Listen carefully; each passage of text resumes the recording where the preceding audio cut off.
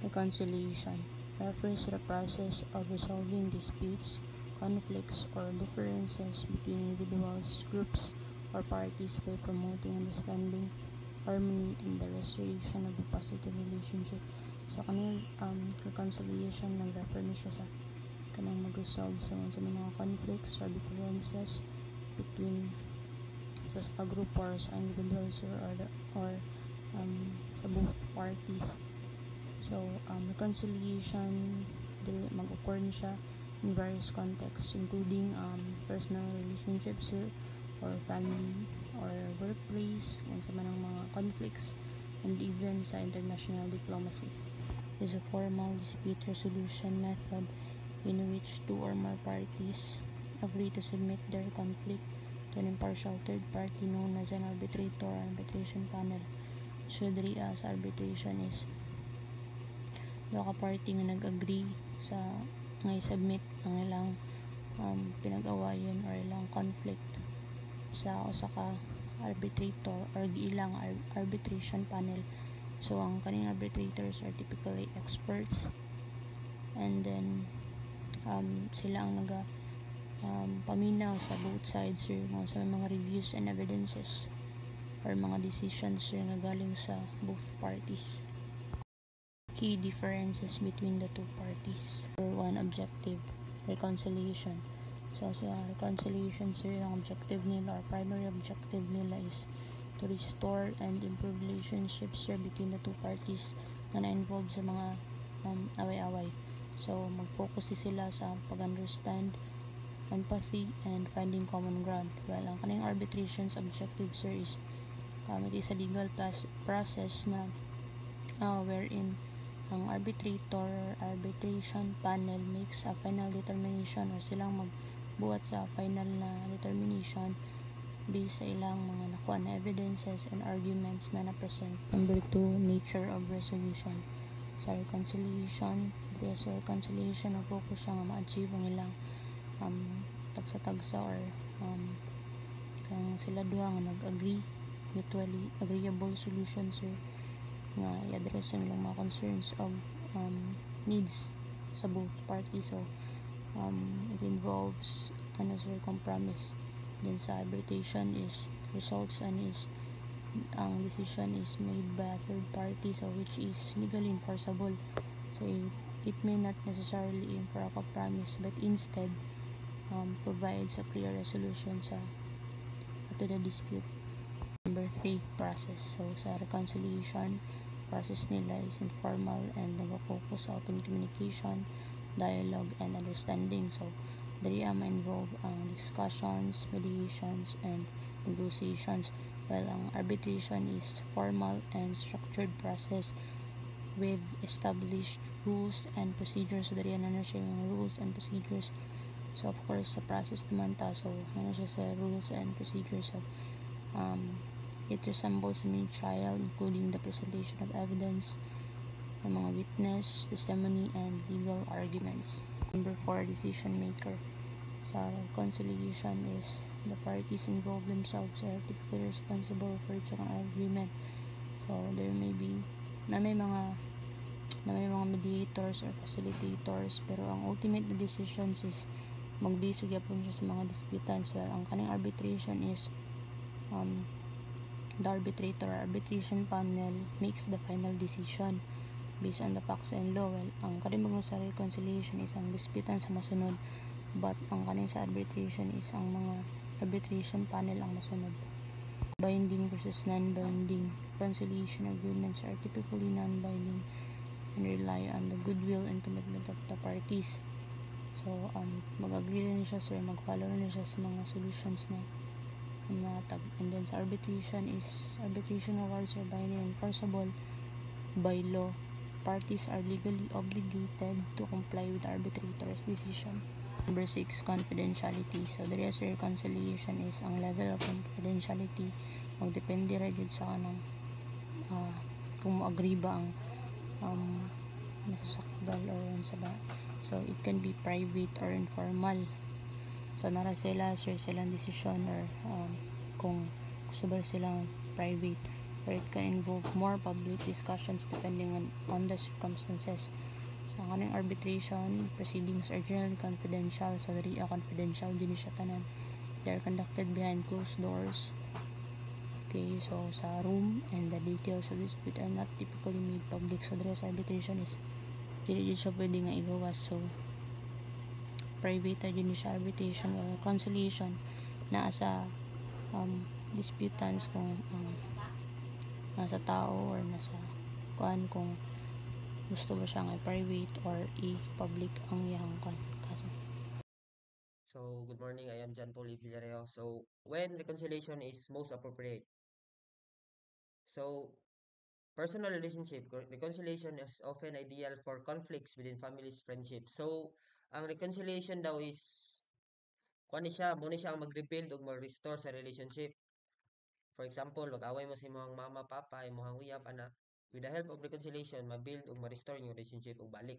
Number two, workplace conflicts. In professional settings, reconciliation can be suitable for resolving conflicts among colleagues. So, ang reconciliation daw, ma-apply po niya sa workplace environment. So, if nakikabikil nga ka ng kauban mo sa trabaho, colleagues, amo, then reconciliation is mag-settle ni, makasettle ni sa inyo ang mga bikil kay mas muligo ninyo ang relationship sa planta or sa workplace environment if ang gamay problema masettle na ninyo.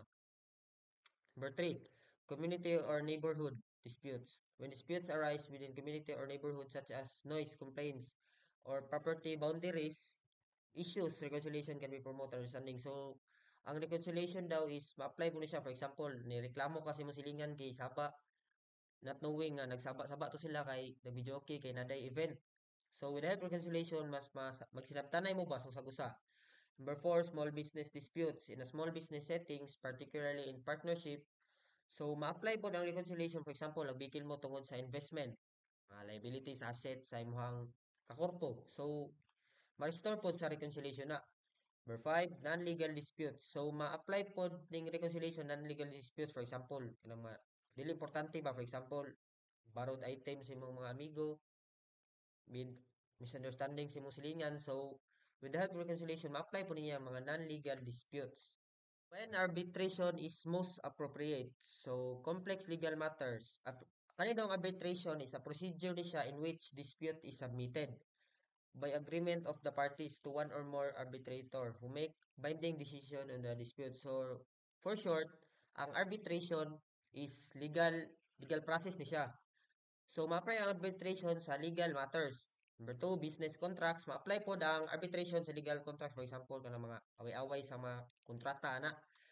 Number three, ma-apply ang arbitration sa labor dispute, labor union. For example, nagbikil mo sa workplace tungod sa scope of work, sweldo, ana. So, pwede po ning arbitration kay legal process man ni siya. Number four, international disputes. So, is preferred method for resolving cross-border disputes. So, cross-border, it means kung matawag na bansa ba, for example, makig-trade ka, matawag na bansa, na kayo makabikil, matawag na nga international disputes. So, pwede masettle po sa arbitration kanang international disputes. Number five, enforceable decision needed.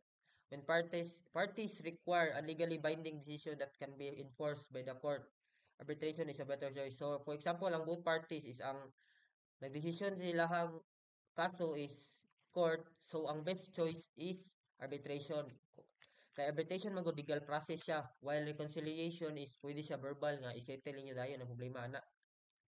Number six, privacy concern. If the parties involved want to keep the details of the dispute confidentially and out of the public domain, arbitrator private nature make it suitable. So, if ang both parties is gusto nila kana ganing tawagan na confidential or na privacy ang ilang information, so pwede po na matabangan po sila sa arbitration with the help of arbitration private nature. Methods of reconciliation. Number one, mediation. B, negotiation. C, conciliation. So, techniques of arbitration. Binding arbitration. The decision made by the arbitrator or arbitration panel is finally and legally enforceable.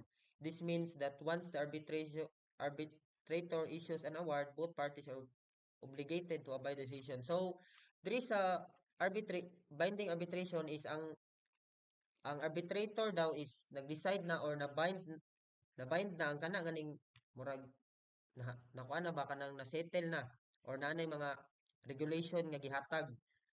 While non-binding arbitration is decision is advisory to persuasive persuasive but not legally binding. Parties involved in non-binding arbitrator are not legally obligated to accept the arbitrator decision. So diri sa non-binding, pwede ninyo dili dawaton ang tawagan na ay mga regulation kay wala pa man siya na bind.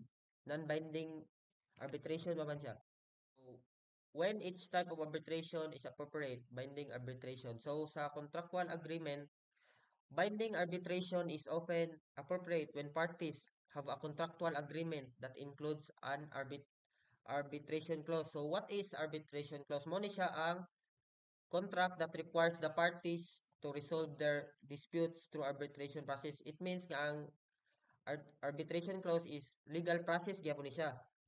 And then number 2, desire to finality. Parties who want to definitive and finally resolution to their dispute may option of binding arbitration. It provide closure to avoid prolonged legal battle. So if ang parties daw is gusto nilang final resolution silang dispute, so ang option nila nga mas maayo nilang gamiton is binding arbitration. So number 3, enforceable decision. When parties require legally enforceable decision, such as in business and contractual matters, binding arbitration ensures that the award can be enforced through a legal system if necessary. So ang binding arbitration ma-apply po ni siya in terms of kanang business kay legally process man yung binding arbitration kay mabind naman ano yung regulation sa inyong dispute sa inyong bikil nanay legal process na siya outcome nanay ihatag nga regulation para dili na mausab. So non-binding arbitration, pre-litigation evaluation. Non-binding arbitration can be useful as a pre-litigation evaluation process. It allows parties to get impartial assessment of their case before deciding to whether proceed to litigation. So ang non-binding arbitration is useful ni siya kay ang inyong disputes ba kay dili na iagi og legal process. Number 2, disputes resolution experimentation. In conflicts or novel disputes, parties may use non-binding arbitration to explore potential outcome, test the strength of their argument. So tabang ko ni ang non-binding arbitration is kana ganing matest ang strength ba ug asa kutob inyong argument with each other. So number 3, preserving relationship when parties value their ongoing relationship. So, non-binding arbitration is maka-preserve siya relationship kaya ang inyo hamang disputes kay dili na iagi og legal action ba. Pwede ra nyo maistoryahan. So, number 5, educational purposes. Non-binding arbitration can serve as educational purposes helping parties better understanding. So, ang non-binding arbitration is magamit po siya as educational purposes kay maka-help pa sa other parties nga kana ganing masettle ang disputes. The role of expert witness in arbitration. Expert witnesses play a crucial role in arbitration proceeding by providing special knowledge and insight in areas relevant of the dispute. Their primary role is to assist the arbitrators in understanding the complex technical, scientific, or industrial specific matters that may beyond the expertise of the arbitrator or the parties involved. Here's how they fulfill the role. Kaning role of expert witness, tabang ni sila understand sa court sa complex issue o mga tabang po ni sila analyze mga evidence, providing expertise. Expert witnesses are individuals who possess specialized knowledge, skills, and experience in particular field relevant to the dispute. This could include areas such as medicine, engineering, financial, or any other subject matter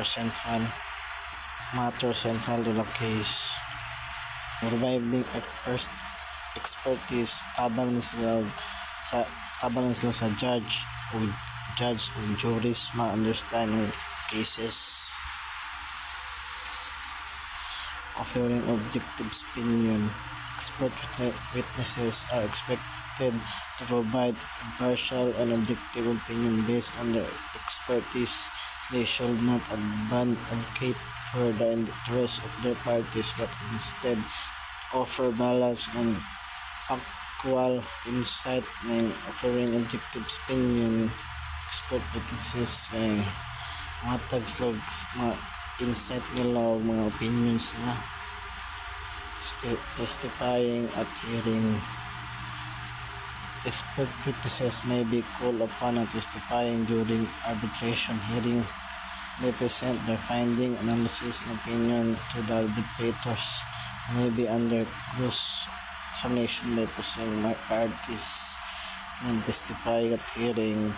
Testify sila sa court kung sa ilang nakita nila, sa ilang analyze nila o sa ilang mga opinion. Preparing reports. In many cases, expert witnesses prepare written reports of outline their finding, methodologies, and conclusion.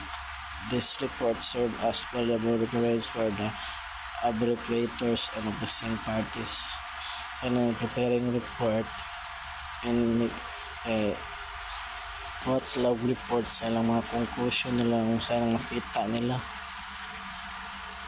Assisting in decision making sila, pwede po assist po sila po sa mga decision making, atag sila mga opinion. How expert witnesses contribute to informed decision making. Clarifying complex issues kay ang mga witnesses matag sila, ang expert witnesses matag sila mga clarify nila ang mga issues ba nasabtan ba sa judge, yung providing independent evaluation. Ang expert witnesses kay evaluate sila, gatag sila partial na independent evaluation para sa evidence facts. How expert witnesses contribute to informed decisions. Evaluating credibility. Evaluate sila sa kuan. Evaluate sa documentation na pwede na magamit sa credibility sa witness sa testimony. Fact-based opinion. Kabase rin sila sa mga opinion na tinuod. Balancing information. Balance ng nakuha nila ng information. Assisting with damage. Assisting with damage. Atawag opinion ng mga expert base sa ilang mga analysis. In case involving monetary damage, financial and economic expert calculate, justify the accurate computation their analysis by commercial determining financial impact of one.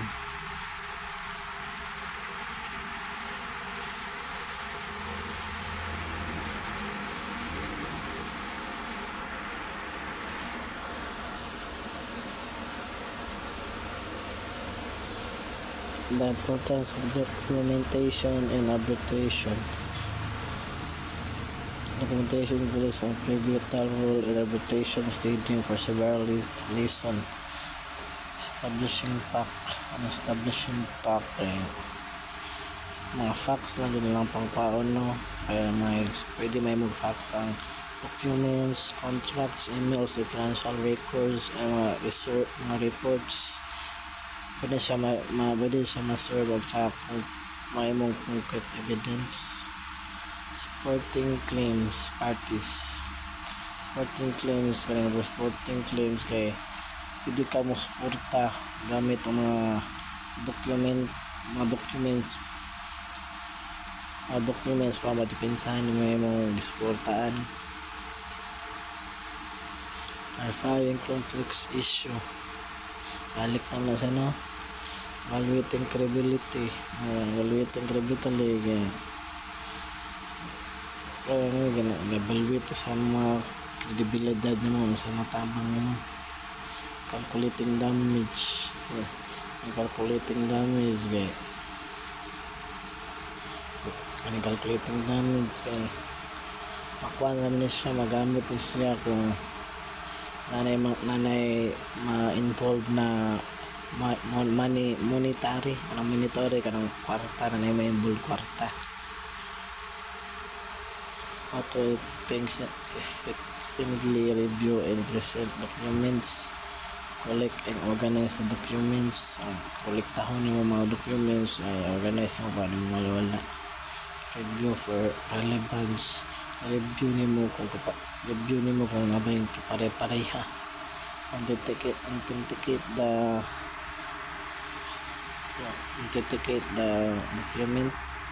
documents.